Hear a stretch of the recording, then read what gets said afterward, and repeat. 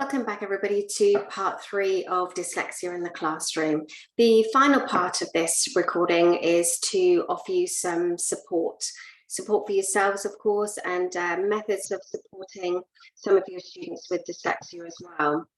The aim, of course, is not to tell you how to teach, how to work on a daily basis, but simply to adjust some of the strategies that may help with the processing with the explicit support that many of our students with dyslexia benefit from. We use the phrase that's coined by Neil Mackay here, teach the whole class as if they are dyslexic, because it is just so pertinent, and the adjustments that you can make on a daily basis are not time consuming and they're not expensive, but it's something that you could implement that will become a natural walk of your day and will benefit everybody in the classroom. So the phrase is actually really very relevant to everything we're talking about today. I think it's important for us to recognise and identify throughout the whole of this workshop that the classroom environment does not suit everybody.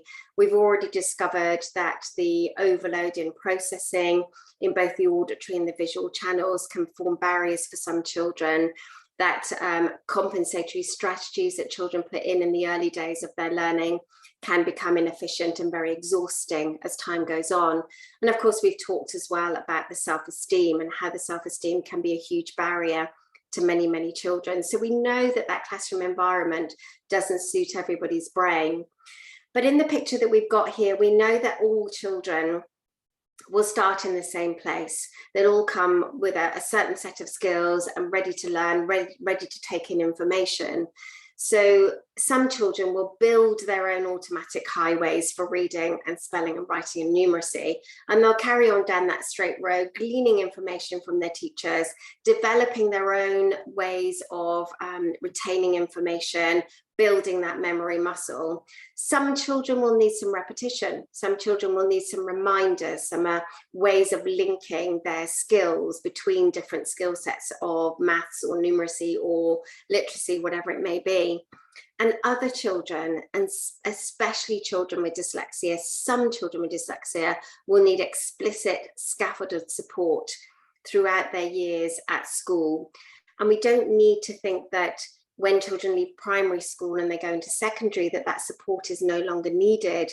In fact, it's needed, but it's just needed for a different skill set and needed to be ongoing, continuous, explicit support throughout all of the school years. So the learner with dyslexia has got an enormous skill set, and that's the first thing we need to think about when we're supporting somebody with dyslexia. We need to change our mindset. We need to not look at the child as a problem, but look at perhaps the way we are accessing information or presenting our information as the barrier. And we've got to really hone in on supporting that self-esteem for children with dyslexia.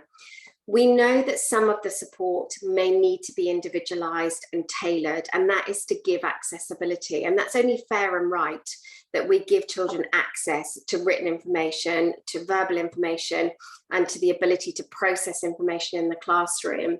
So we know we need to do something to perhaps restructure the information we're passing on to a child. And that may be time consuming.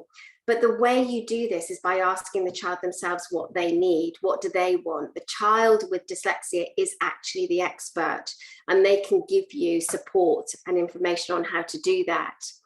Consider the whole holistic perspective of the child. What are the child's strengths and what are their weaknesses? Can I use the strengths to support the weaknesses? What are they good at? What are the things that they need supporting on? Don't just look at the negatives when we're supporting a child with dyslexia. What about the environment? We've already talked about the classroom environment being a little overwhelming sometimes with the processing difficulties, the auditory inputs. What are the best conditions for that particular child?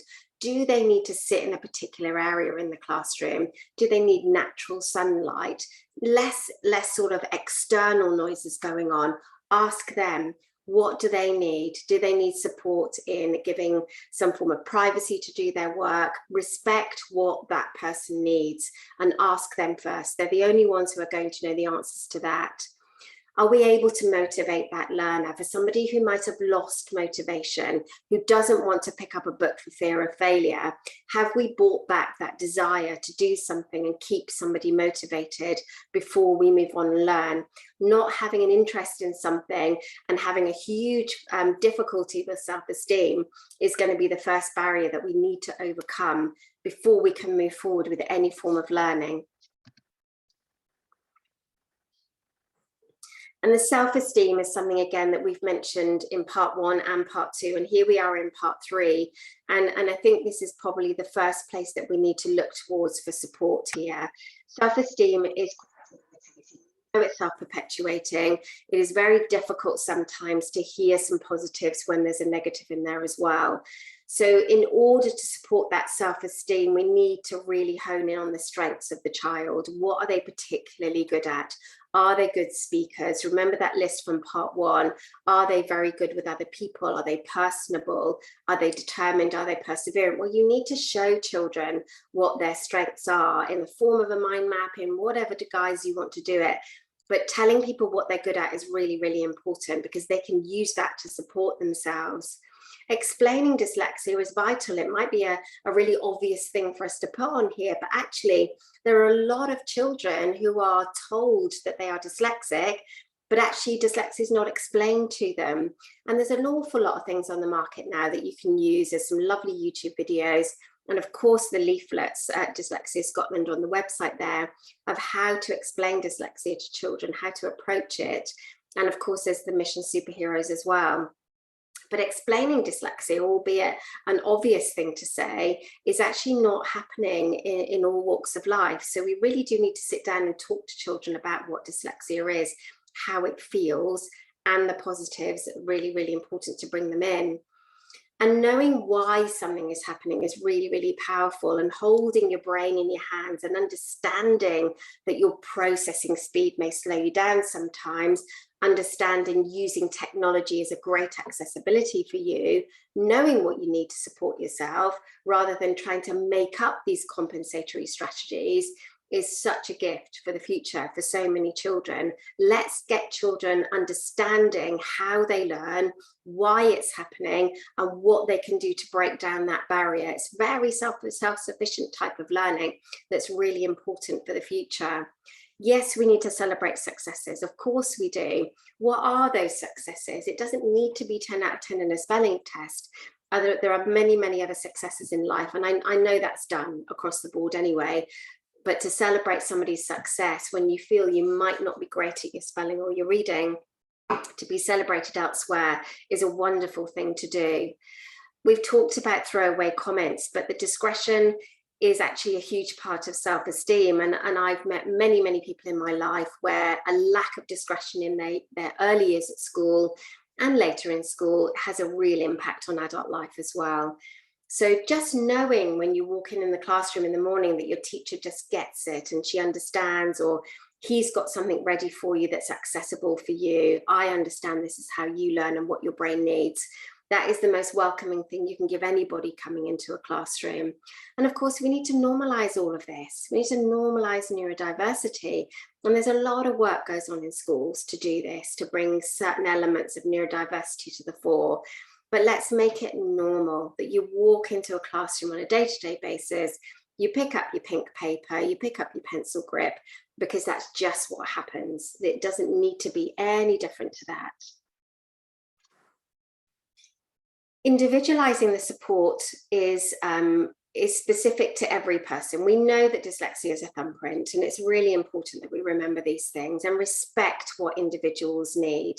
And by giving children an understanding of dyslexia, it helps you to do this bit as well. Knowing what you personally need from a lesson to access it means that it's already done for you. I need blue paper, I need this, whatever it may be. So, but what we do know is that the structure of support needs to be broken down into chunks, into bits, and it needs to be explicit. Building that highway for reading and writing isn't something that comes naturally to everybody with dyslexia. It's something that needs to be supported, and it needs to be sequential and cumulative and repetitive. Remembering something in the long-term memory a day later or a week later is often a difficult feat for some children. It may not have impacted on the long-term memory. So we need to be patient. We need to be mindful of the fact that the brain needs extra support, breaking down accumulative to be able to store into the long-term memory. And one of the most scientifically proven ways of impacting the long-term memory retention is multisensory. And in essence, primary teaching and some of secondary teaching is multisensory anyway, which is just wonderful. What we've got to remember about multisensory is that it isn't just tapping into one sense, it's bringing at least 3 senses together at the same time. Often this bit's a bit confused. So where you might give a picture of what you're talking about, a visual prompt while you're talking, you've got the visual element and the auditory element, but we also need the kinesthetic or the tactile element to bring this into the long-term memory function. And that kinesthetic doesn't always mean that you've got to build something in plasticine or you've got to use magnetic letters. That's great for the younger children, but of course the older children don't want to do that. So the kinesthetic could be a simple movement. It could be walking around the room. It could be fiddling with something. Even the movement of the mouth, saying the lesson out loud yourself will help for that memory, that all-important long-term memory retention. We want connections to be made, sometimes making that connection on prior learning and connecting the two, building them together. That neural pathway may not have developed enough to make that link. So help children to make links, tell them what you did the day before, show them how they're linked together and why you're moving forward from what you've done. Support the ability to transfer skills across the board in numeracy and literacy. This isn't an inherent skill that everybody has, so point out this to everybody. And again, all of these things benefit the whole class, not just the 2 or 3 students that you have with dyslexia anyway. And the metacognitive skills and the ability with that higher order thinking, how did I do that? Did that work? Do I need to change that? And that transferable knowledge ability, the ability to understand yourself and how you've achieved a process, really, really supports that child in transferring skills later on. We talked a lot about processing in part 1. We know that dyslexia is a different way of processing information. We also know that sometimes that rapid recall of information or that overload of auditory inputs is really quite difficult and can overload the working memory. So we need to support the processing difficulties that some children experience. And how can you do this? Well, we can preempt what's coming. A lot of the time, some children are worried, what's coming next? What if I fail? What if I can't do this next subject matter? What if I can't answer the question that I'm just about to be asked? So preempt it. Preempt in a moment we are going to, in a moment I'm going to ask you about. That allows that person to prior prepare their answer and gives time to recall the knowledge that they possibly stored from their long-term memory. If there is no preempting, then the working memory becomes more overloaded with anxiety. What if I can't answer the question? So preempt what you're going to do, make that link and give time to process the answer and come back with an answer for you.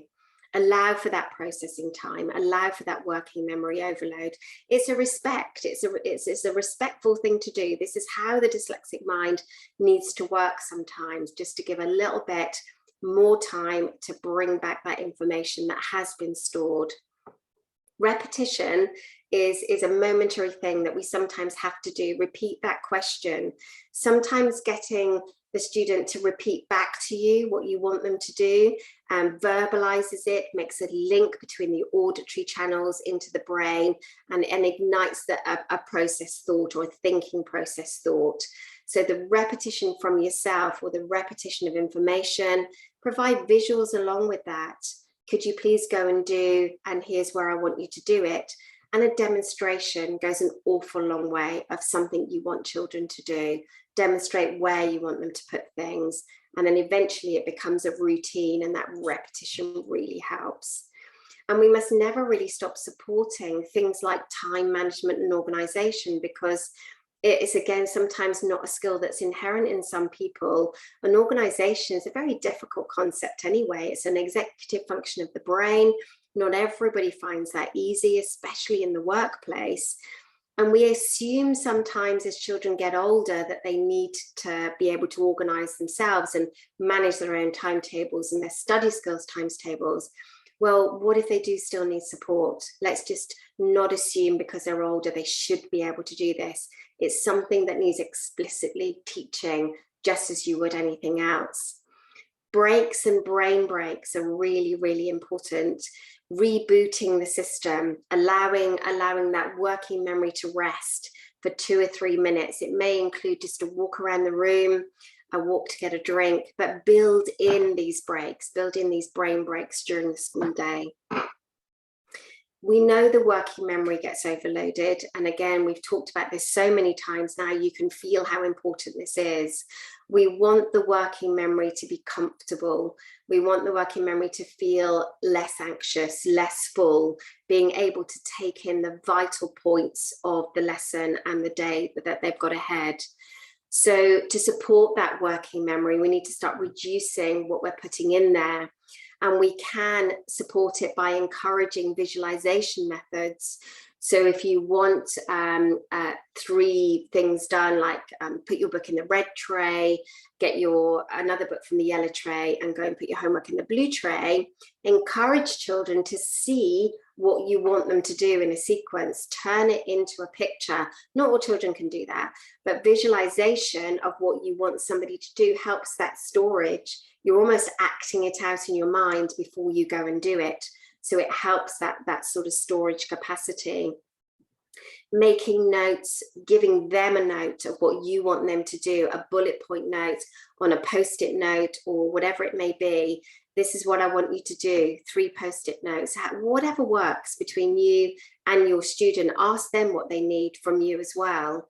Verbalize, get them to tell you back. That makes such a great link in the brain. It's coming from that person's mouth, it's kinesthetic, it's auditory, visualizing it as well. You're turning it into a visual story in your mind, and rehearse it. Go off and have a go. It becomes a routine, it becomes repetition. And of course, we've got that brain break. We really, really need to look after the working memory. And the auditory processing, again, we've talked about in the first section, and I can't emphasize enough how difficult this can be for some children. At the moment, you're taking in a lot of inputs from me, and you can stop and pause and go back, rewind, listen to that section again. That's a difficult thing to do in a classroom environment generally when you're teaching a subject. We're expecting children to retain a certain amount of information. So we need to, again, protect and support and respect the auditory processing part of dyslexia. So we might want to minimize external noises, and that isn't easy, especially if you're in an open plan type of school, but minimize whatever we can with external noises. We can use phonic phones or whisper phones to support the discrimination of sounds. The use of a phonic phone isolates the sound between the mouth and the brain and does cut out any external noises as well. We want to reduce the amount of instructions that are coming in. We want to chunk our teaching time. We want to chunk our instructions that we're giving people. So we know that a child with dyslexia is going to start with us at the beginning of our teaching time, and then maybe in the middle you might start to lose the child a little bit because of the overload of information. So why not stop at the beginning and have a brain break, and come back to the next bit, stop and have another brain break? So we're chunking what we can, and wherever you can, provide some form of visual stimulation to go with what you're talking. And I know a lot of this already goes on in classrooms anyway. Organization is something that can go all the way into adulthood. If we can catch children early with how to support their own organization, either personally and the organization of inputs into the brain, then this is going to extend into the workplace and into adulthood as well. It isn't a difficulty for everybody, but it is a difficulty for some children, especially some children with dyslexia. So we want to organize the inputs that are going into the brain and minimize it by chunking everything. We don't want to give somebody a great big sheet of information with lots and lots of words on it if that's going to overload the memory and the working memory. So we even need to chunk down our written materials as well as the verbal inputs we're giving people, and demonstrate this chunking skill that's just so simple yet effective. Show children how to chunk their homework. If they've got 7 pieces of homework to do in 1 week, show them how to split it over 7 days. Show them how to color code each day and color code a folder to put their 7 lots of work in that they've got to do. Because when you see 7 folders and you just take 1 that you need to do and the other 6 just stay, it doesn't feel as overwhelming. If you've got 7 pieces of work spread all over the desk in a bit of a melee, that's totally overwhelming. And therefore the brain is going to feel overwhelmed and you may not start any of it. So chunking, color coding timetables. And for the younger children, you can even chunk information into trays. Lots of younger children really like to have their own tray that they've perhaps designed a picture themselves, and they put their water bottle in, they put their PE kit in. So at the end of the school day, everything is in one place for them and it's personalized. The tray belongs to them, which means a lot to younger children. Spelling is the same. Spelling is explicit and structured. A spelling highway, to build that spelling highway, can be a very difficult thing for some children in the early years, especially when they're dyslexic. We have to think about our language. We know our language is really, really complicated. We know that there are at least 44 sounds and a variety of other rules that go with these 44 sounds that build to make our language. So in the early years of instruction, when the phonics lessons are being done, some of it will definitely be retained. Without a doubt, it will be retained. Some of it may not be retained, and therefore we need to start breaking it down. Otherwise, children are going to start using these compensatory strategies of visualizing words for spelling and for reading as well, that are going to become totally inefficient as we go through school. But supporting spelling is not just about delivering that phonics lesson. We need it to be explicit and structured and have a backup sort of game or story or something related to that sound. It needs to build, it needs to be cumulative and repetitive, but we also need to be a bit flexible. We have these lovely phonic programs that we follow in schools, and they're all very wonderful, but we can't move on until automaticity has been gained, or automaticity has been achieved, I should say. So we need to be flexible about delivering something. If the way you're delivering it isn't working and it's not going to the long-term memory, then we need to start seeing a different way of doing it. And remembering all the time, if this is not being retained, the child is not the problem. The delivery is not working. So we need to do something about that. We know that supporting spelling is not just learning about letters. We know we need phonological awareness to be a wonderful foundation to build on. So our routine of rhyming, of alliteration, of manipulating phonemes and the knowledge of syllables is really important for building blocks of putting the phonics on top of that as well.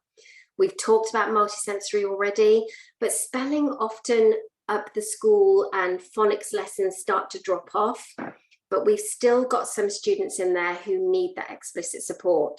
So we can incorporate phonics in all of our lessons. We don't have to just think, today we're going to learn this sound. We can bring spelling into our topic lessons, into our science lessons.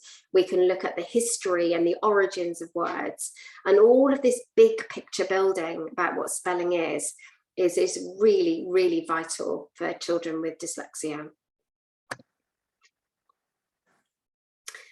Reading has become a real scientific movement in recent years, and if you're interested in the science of reading, you might want to have a look at some of the papers that have been written on it recently. But we also know now that the 3 cueing system that's been used in the past is not relevant, and it doesn't work for children with dyslexia. Getting children to read from cues, from context, from pictures is not how we need to be teaching reading.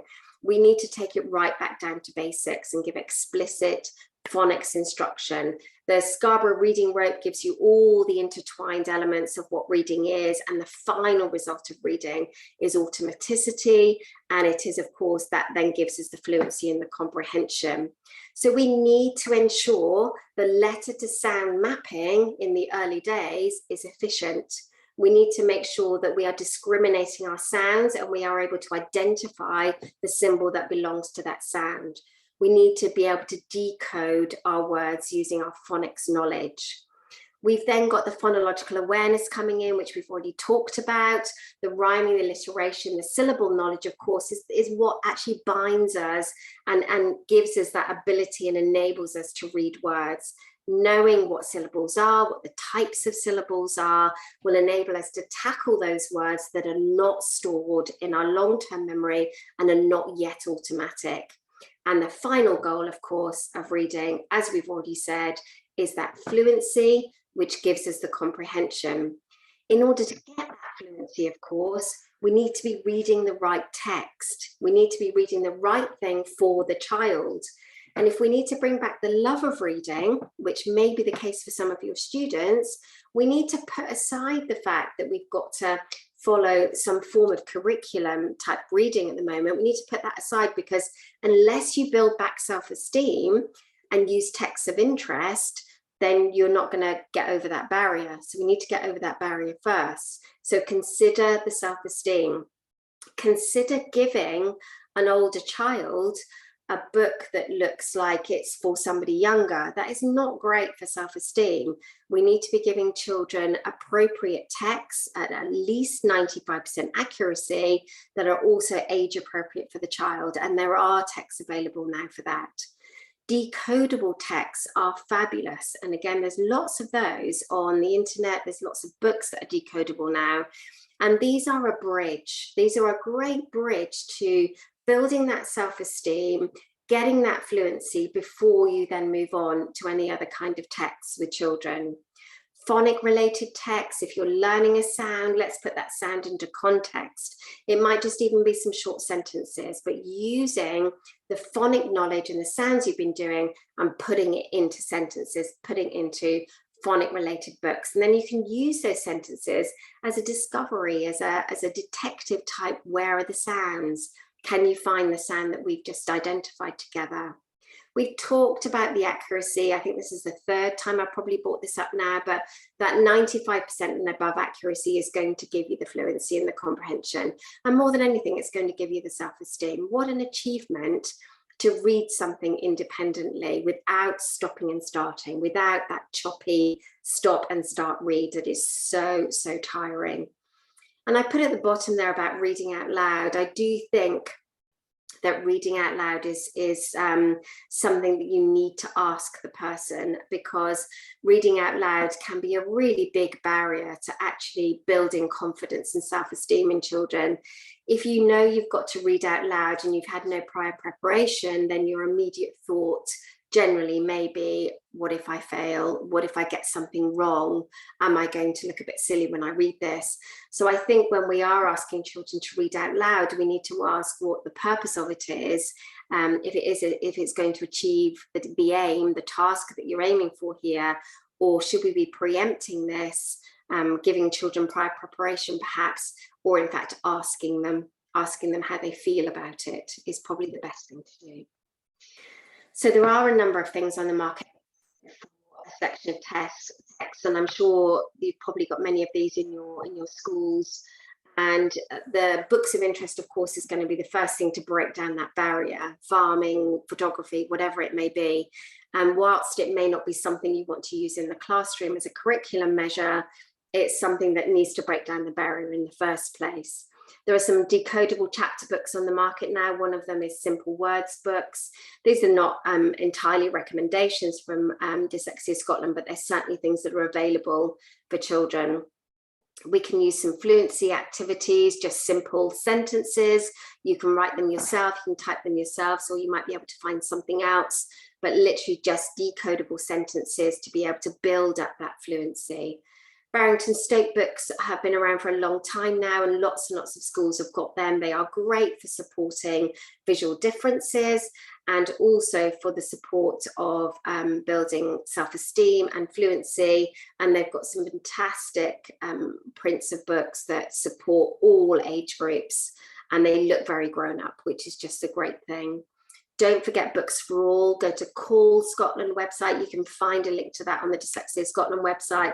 Call Scotland support assistive technology, and they have a section on there called Books for All, where our curriculum books can be reprinted or reproduced on the computer in a font, spacings, colours that would suit children with visual difficulties.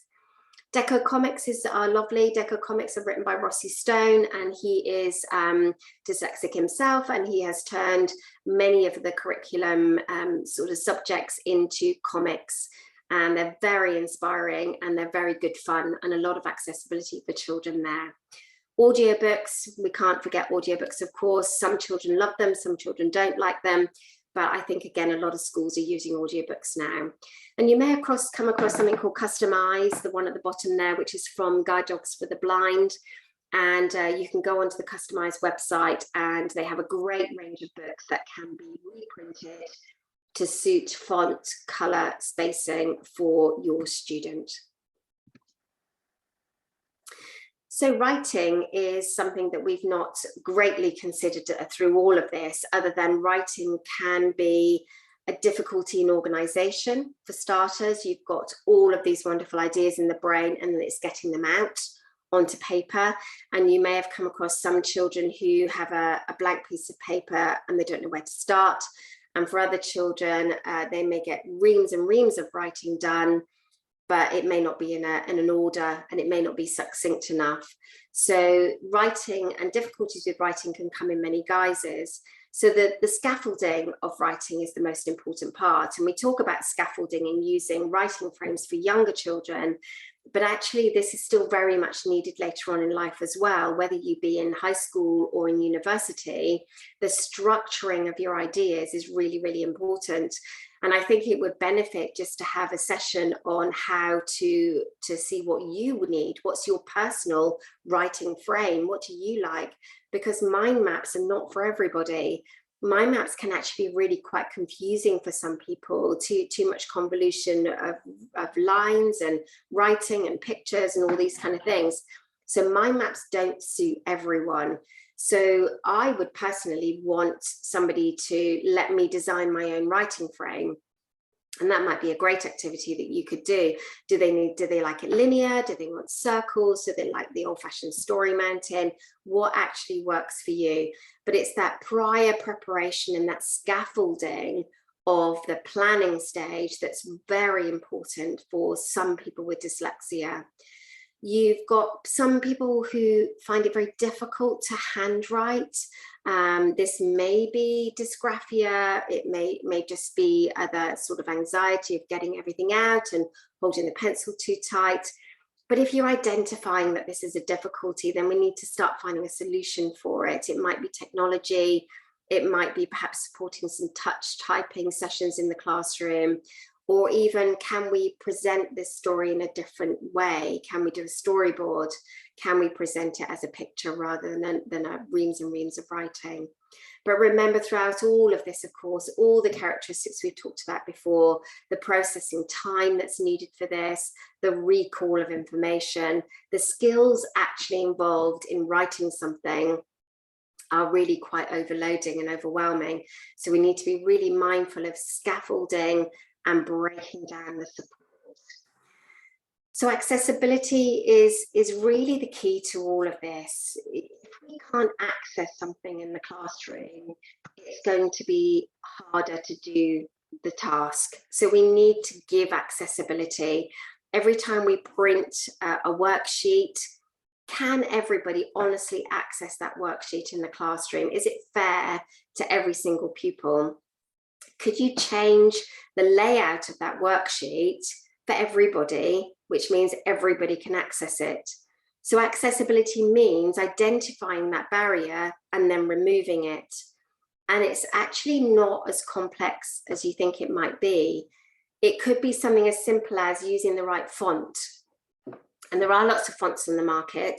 And if you're not quite sure which one would suit somebody with dyslexia, then again, it's all on the leaflets on the Dyslexia Scotland website. Is your worksheet cluttered or is it uncluttered? What's the sizing of the font? You know, the line spacing we talked about before. And again, this is all on the leaflets for you. But this also transpires to everything else. It's what you've got on the smart board. There are so many children who cannot access the smart board because either the background color is wrong for them and their visual difficulties are coming to the fore, or the smart board information is cluttered, or the font is not accessible. So consider how the layout of the smart board is, getting things bullet pointed, maybe put into little chunks of boxes. So all the things we've already talked about are transferable when we're talking about accessibility for children. If the barrier is writing or handwriting, then we need to think about maybe using technology or a scribe. We would do that for a child who wears glasses and needs glasses to read. We would ask them to put their glasses on. So why are we not then asking somebody to support writing as well? And the same for spelling. If spelling's the barrier to writing a story, then take that barrier away. If it's a spelling test, it's a different story. But if we can support the spelling, so the story will flow and the organization will be supported, then let's use something like Read Write to support spelling.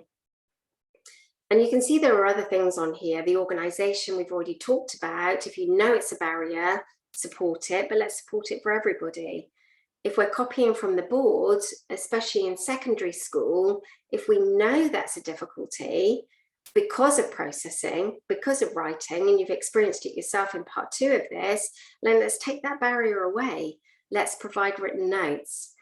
And the difficulty you've got with accessibility is that children are not always going to ask you for help. They're not always going to come to the fore and say, could you change your smart board color? So we almost need to preempt it by doing it anyway, or go and ask the experts what they need. Now, we haven't talked a lot about technology on here, and what I would ask you to do and urge you to do really is to go onto the Call Scotland website to look at everything that's available on there. There's some incredible webinars. Some of them are free, some of them pre-recorded, but they really do have some fantastic support on there for students and teachers. And I think it's important to understand that assistive technology can be really game-changing for lots and lots of people. And there's a lot of resistance sometimes for, well, if I give somebody assistive technology, then perhaps they're not going to learn to read, write and spell. Well, why not do it alongside each other? Why not try and think, well, what is the task? It's spelling. Okay, so it's spelling. So we spell. If it's not spelling, it's story writing, then why can't we use assistive technology to do that? So identifying the barrier, using technology in the right way. I think it's really important that we spend time showing children how to use assistive technology as early as possible, because children are often getting to the secondary years or to university and the workplace and not actually knowing what's available to them to make their learning accessible, because that's exactly what this is all about. So we need to spend time as early as possible showing students so their transition from primary to secondary is seamless with the technology side. And then, of course, not forgetting yourselves, you also need to be able to spend time teaching you technology. And if you were interested in this, then Call Scotland is, of course, the way to go. If we wanted to set something up quickly in the classroom, if you're coming into your lesson in secondary and you need your technology straight away and the teacher's already started the lesson, often setting up your assistive technology is a hindrance and it's a barrier. You've missed the first part of the lesson. So you could do something as simple as having some really quick reference guides set up in the classroom. So all the students got to do is to grab the reference guide. It's a dyslexia friendly guide with a visual, it's bullet pointed, the font is lovely and spacing's lovely. And they need to just remind themselves of how to set up their technology by looking at these reference guides, rather than sitting there waiting for you to finish your teaching time to come across and help them. And the Addressing Dyslexia Toolkit is something that's going to help you with all of these things that we've talked about. The identification pathway from part 1 and part 2 that we talked about here. Don't be afraid of this. Dyslexia is complicated. It appears complicated, but actually the person's already sat in front of you. The expert knows what they need. You just need to look at the toolkit to give you support in what to do next. By not doing something, the repercussions later on in life can be quite complicated, and we need to try and find out as much information as physically possible as early as we can, but we've identified that isn't always the case. We've got in there a pupil checklist, and the pupil checklist is fabulous because what it actually does is it starts and sparks a conversation. You start asking the student, how do you feel in the classroom? Are you managing with the smartboard? And it sets off all these topics where you can glean so much evidence from the student about how they're feeling, what they're finding difficult. And that will really support you in how to adjust your classroom delivery. And of course, there are some different levels of checklists in there, which we talked about a little earlier on. What's also in the resources section that is really, really useful are some establishing needs forms. These forms are sort of used for you to fill in with your student and with the parents and establish what you're going to do to move forward. Because sometimes it can appear really overwhelming in the early days. Well, where do I start? What do I do with my support? So you use these establishing needs forms, maybe choose 3 areas that you want to focus on in order to find some support or put in the right support for your student. Once you've identified whether these work or not, you've then got a record of what you've done. We've tried this, it didn't work, we're going to try this now. Does that work? And it's also a communication link to pass on for the next years as well, the following teachers. So what we've essentially tried to do today is remove what is sometimes a barrier for children in the classroom. And we're doing it by adjusting. We're doing it by considering and respecting the workings of the dyslexic mind.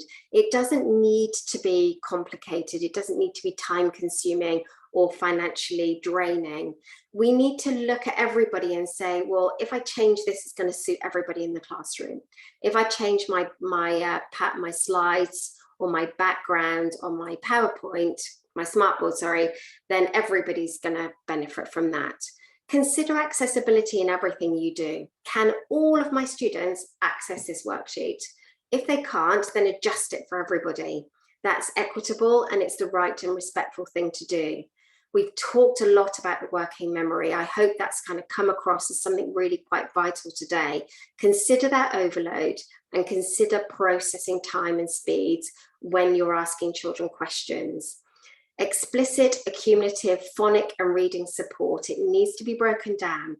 Repetition, it needs to be cumulative, and it needs to be supported for as long as physically possible. Doesn't mean because someone's left the primary that they no longer need support in reading and phonics, explicit support, I should say.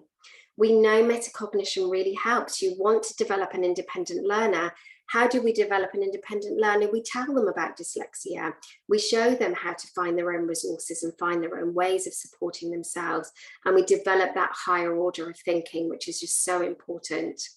And we then consider everything else that's needed in the classroom, organisation and auditory processing.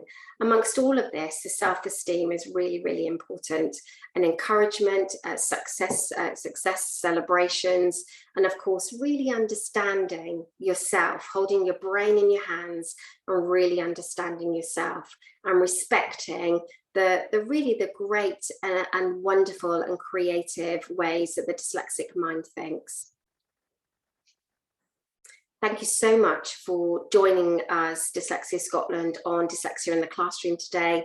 If you need any further support or you have any questions on this recording, please contact the Dyslexia Scotland helpline and we will be absolutely delighted to help you and support you. Thank you for watching.